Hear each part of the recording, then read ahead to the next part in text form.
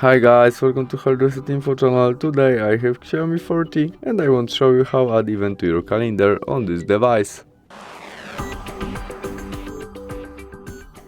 Firstly, find your calendar application where we tap on the left corner and set month to be easily to add our event, and then in it we press on the day when we want to add our event, maybe 50th of March, and there plus icon event.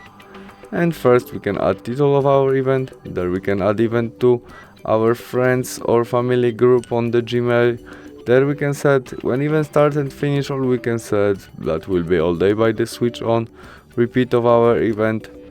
We can add event to people, our friends or someone calendar too. We can add video conference in the day when we have our event.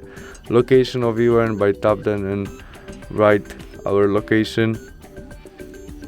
There we can add notification to that, maybe today before at 9 o'clock. We can change color which we see in our calendar, description and attachment, and after we set all we need, we press this save icon and we have it.